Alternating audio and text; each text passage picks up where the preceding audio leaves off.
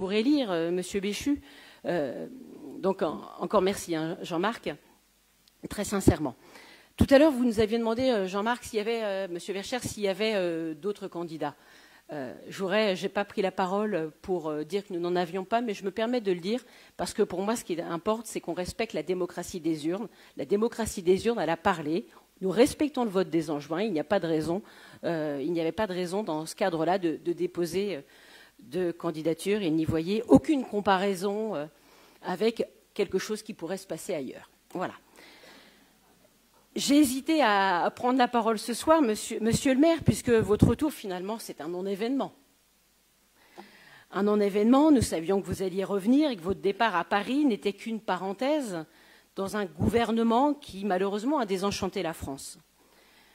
Mais comme de nombreuses Angevines et Angevins, je me pose la question, pour combien de temps ce retour et pour quelles réelles ambitions pour notre ville?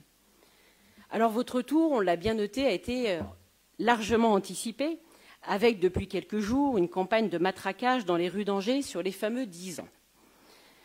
Dans cette enceinte, nous entendons effectivement constamment parler de 2014, avec le sentiment qu'avant vous, c'était le vide. Qu'avant vous, Angers était une ville perdue. Depuis 10 ans, j'ai remarqué à quel point vous aviez une mémoire sélective. Mais moi, je n'oublie pas les années qui vous ont précédé. Dans la tribune du dernier Vivre Angers, vous parlez de ces 37 années sans changement. Moi, j'ai une pensée pour vos prédécesseurs, et d'ailleurs, Jean-Marc Verschère a cité ceux avec qui il avait pu travailler par le passé, et ceux qui ont contribué à ce que la ville est aujourd'hui. Je n'oublie pas comment la ville s'est développée aussi avant vous.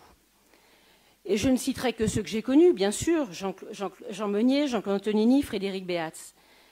Et monsieur le maire, je suis moi-même la première à saluer tout ce qui, depuis 10 ans, va dans le bon sens. Parce que oui, une ville doit se transformer, doit s'adapter aux attentes de sa population et à la situation environnementale.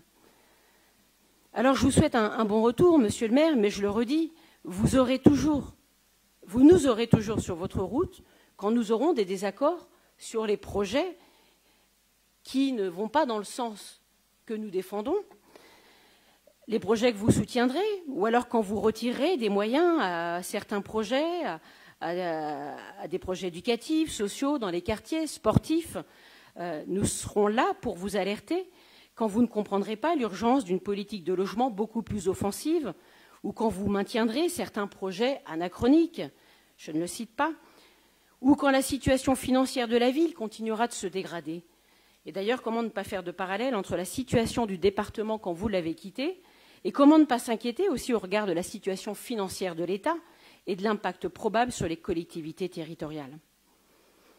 Je le redis aussi, vous nous trouverez sur votre chemin pour saluer, encourager et voter les projets que nous jugerons positifs et utiles pour la ville.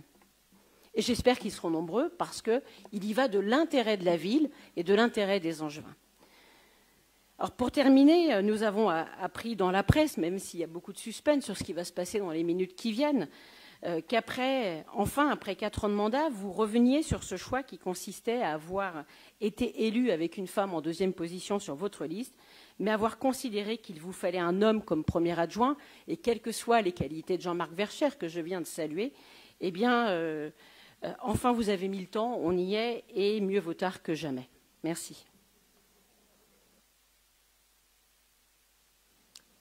La parole est à